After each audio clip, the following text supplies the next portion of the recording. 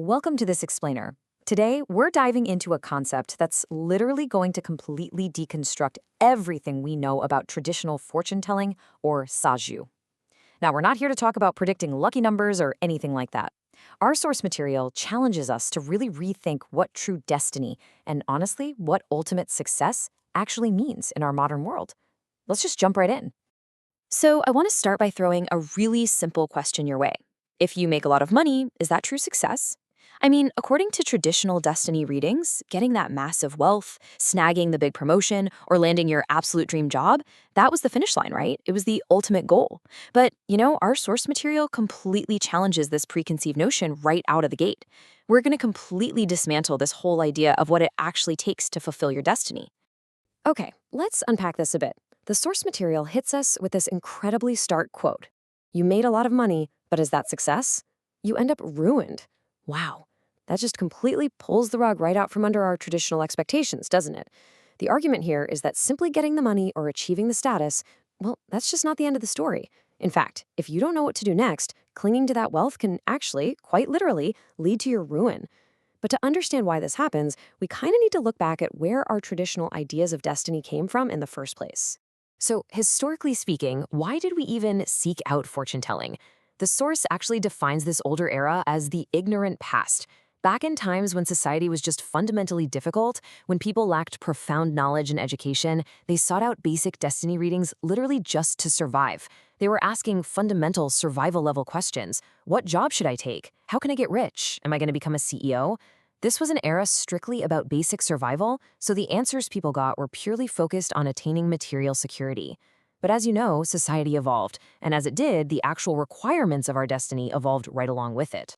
And this brings us to a real game-changing paradigm shift in the text. It's the transition from first-dimensional to second-dimensional Saju. So, that first dimension, that was all about that basic survival we just talked about, acquiring wealth, status, education. It was entirely about achieving. But the second dimension, that is a whole different ballgame. It is entirely about fulfilling your true purpose. It's about how you utilize that wealth or status. The source makes a super compelling argument that we are shifting away from that past era of ignorance and moving into a future era where just acquiring things, that's no longer enough to be considered truly successful. Let's look at some real-world examples to make this concrete. Let's see how this actually plays out. Imagine someone gets a traditional destiny reading, and it says they're going to become the president. Okay, step one. They actually achieve the highest office. The first dimension is completely 100% fulfilled. But then we hit step two. They totally fail to understand the true duty and responsibility of that office. So what happens in step three? Well, they face massive public criticism, they might even go to prison, and their honor is just completely dragged through the mud.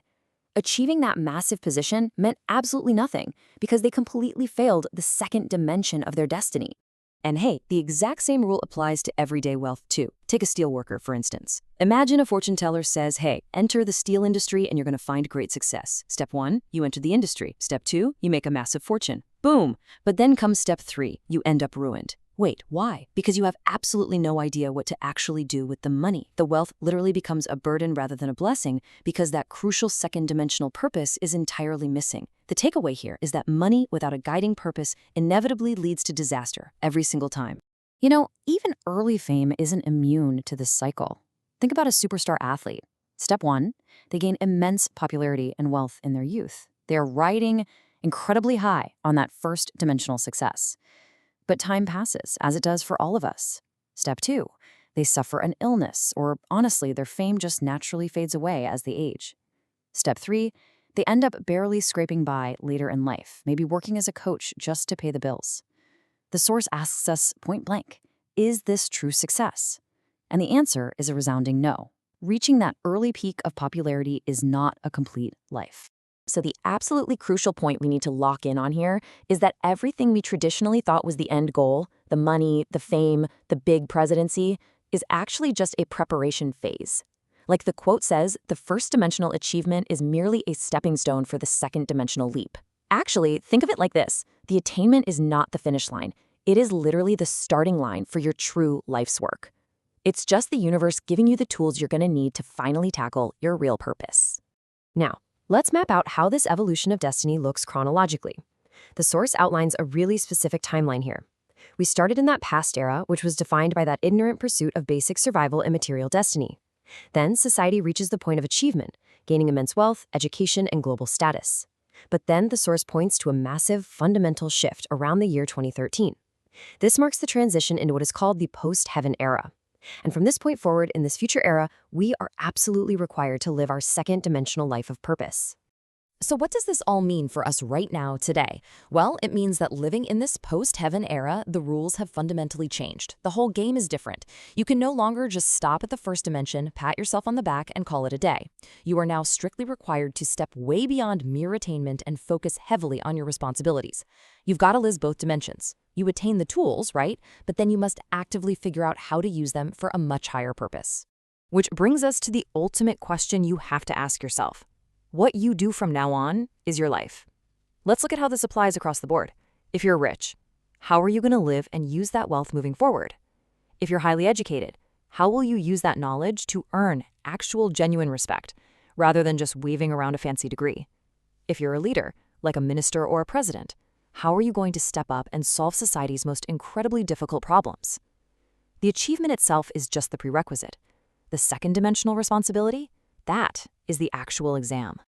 Now, what's really fascinating about this is how this source completely redefines the very concept of life itself. According to this philosophy, true life is not about the accumulation of knowledge or wealth. That was all just the warm-up act. True life is what you do with those tools from now on to actively eliminate your karma and your sins. So your life's true work only actually begins the exact moment you start applying your first-dimensional achievements toward a higher, second-dimensional purpose. And I really need to stress this. This responsibility carries immense weight. It's not just some nice, fluffy idea. There are severe spiritual consequences here. The text explicitly warns that without living your second-dimensional purpose, not even 0.1 milliliters of your karma will be eliminated. To put that into perspective, that's literally zero progress. Your sins will not disappear. If you hoard your wealth, if you waste your education, or if you squander your leadership without fulfilling that greater duty, you remain entirely stuck. You're just unable to progress spiritually. So I want to leave you with this final, vital question today. Take a hard look at your own life and the tools you've managed to acquire so far. Will you remain trapped in the illusion of your first-dimensional achievements? Or will you finally step forward, take real responsibility, and truly begin to live your second-dimensional life? Think about it.